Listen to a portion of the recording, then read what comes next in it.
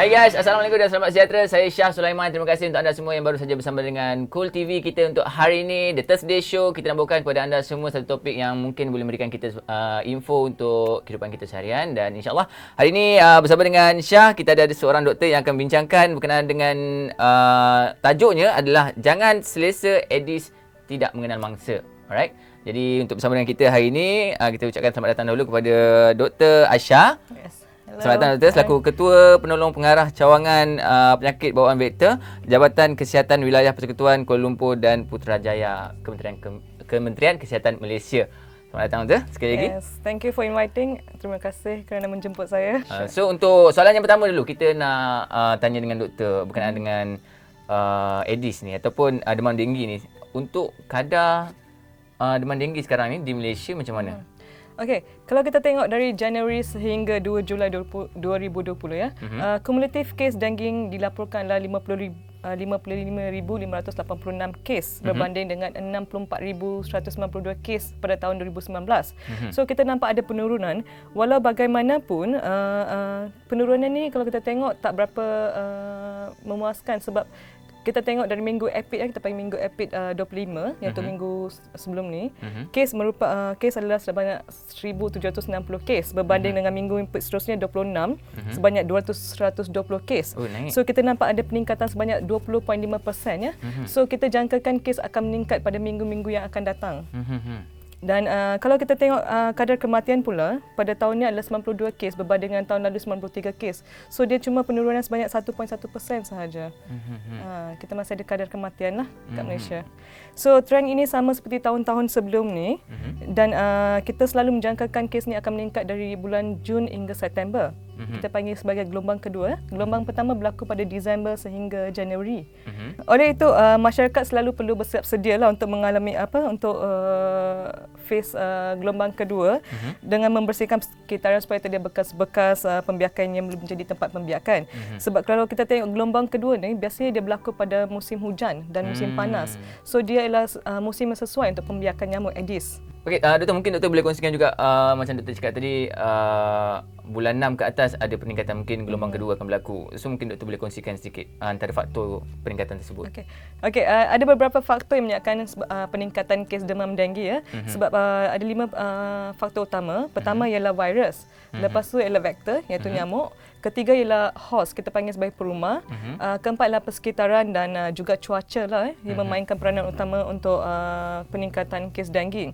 So faktor persekitaran yang tidak bersih adalah sebabkan oleh sikap masyarakat masih mempunyai tabiat membuang sampah di merata-rata.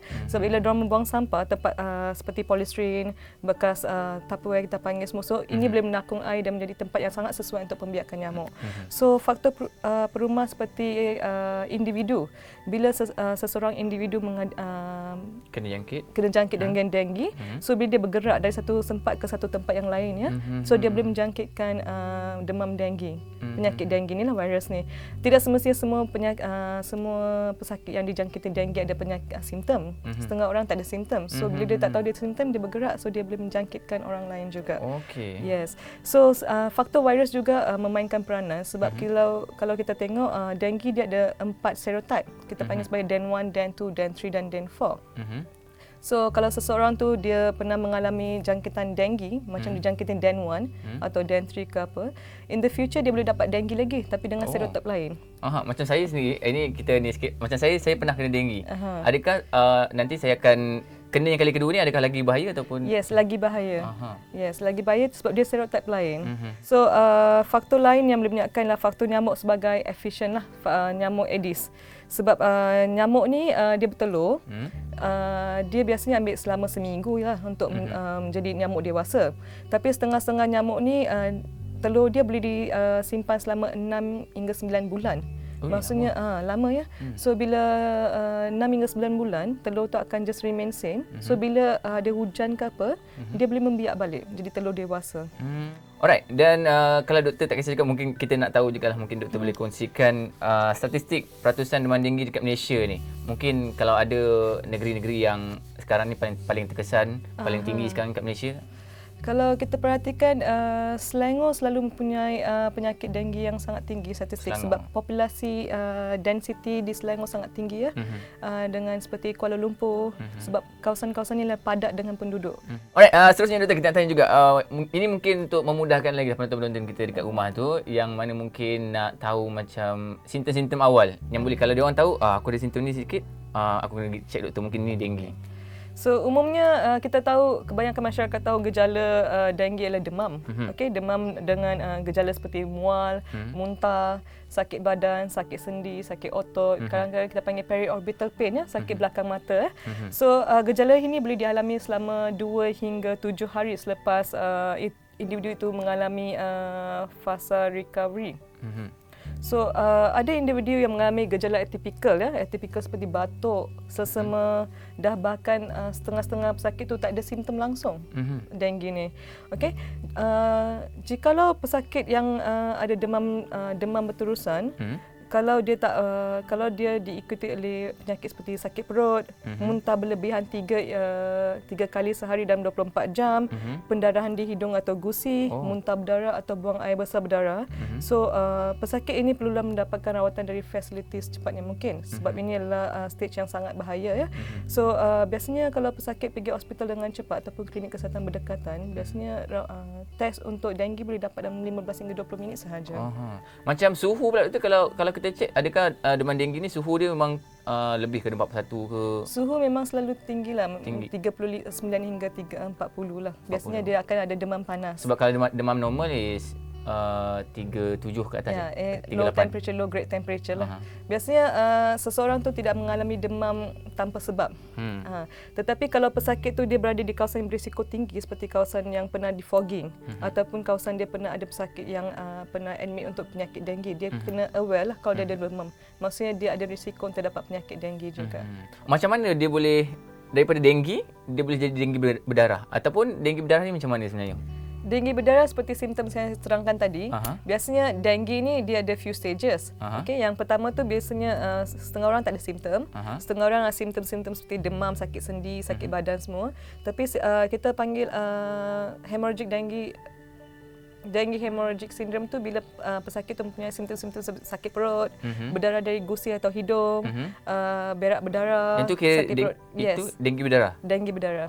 Itu sangat bahayalah sebab kalau pesakit ada penyakit bila dia ada demam, dia ada simptom-simptom ni, dia perlu berjaga-jaga dan perlu segera ke hospital. So kalau dia just demam tapi dia ada simptom macam penyakit demam denggi tapi dia tak ada darah semua tu, gusi tak berdarah, so bukan denggi berdarah lah. Dia boleh jadi denggi berdarah kalau lambat rawatan. Okey, faham. Yes, dia boleh pergi ke stage seterusnya. So biasanya kita takkan suruh pesakit bila berdarah baru pergi hospital, tidak. Bila demam, you kena pergi hospital sebab you kena tahu kenapa you demam. Saya nak tanya, betul ke doktor? Macam makan minum sup ketam, lepas tu minum air betik, ataupun orang kata perubatan tradisional ni, adakah membantu juga sebenarnya? Sebenarnya tiada bukti saintifik yang mengatakan benda-benda ni boleh membantu dalam rawatan denggi. Setakat ni denggi tiada rawatan. Ya, denggi tiada rawatan. So jangan percayalah benda-benda begini, jangan buatlah. Ikut je rawatan doktor bagi. Saya rasa diorang dah cukup baik dah untuk merawat anda. Alright, so kita nak tanya juga, mungkin doktor boleh kongsikan tindakan KKM sekarang ni dalam menangani isu demam denggi ni. Okey, KKM sebenarnya telah mengambil beberapa strategi yang serampang untuk melawan wabak denggi dengan memberi penekanan kepada pengurusan secara bersepadu, kita panggil sebagai integrated management, termasuk pengurusan vektor bersepadu, kita panggil sebagai vektor integrated vector management ya, seperti mesyuarat petugas khas denggi peringkat kebangsaan yang dianggotai oleh beberapa kementerian, jabatan dan agensi. Selepas tu KKM juga melakukan siasatan dan aktiviti kawalan bagi setiap kes yang dilaporkan secara PTP. PTP adalah penghapusan tempat pembiakan, SRT, larva siding melalui thermal force atau BTI di kawasan hotspot ya. Hotspot ni ialah kawasan bila ada jangkitan lebih daripada 2 kes lebih daripada 30 hari. Kita panggil sebagai kawasan hotspot. So itu kira hotspot memang? Yes, hotspot. Kita panggil sebagai hotspot lah sebab lebih daripada 30 hari ada 2 atau lebih daripada 2 cases dilaporkan. So kawasan-kawasan hotspot ni kita akan buat PTP, SRT, larva siding setiap minggu selama sebulan lah. Dan diikuti dengan 2 minggu sehingga wabak berakhir. Yes. Lepas tu KKM juga meningkatkan aktiviti pendidikan kesihatan dan sokongan kepada pencegahan denggi melalui media semasa lah. Seperti televisyen, radio, akhbar dan juga media sosial sebagai Facebook, WhatsApp, Twitter yang sekarang sangat popular.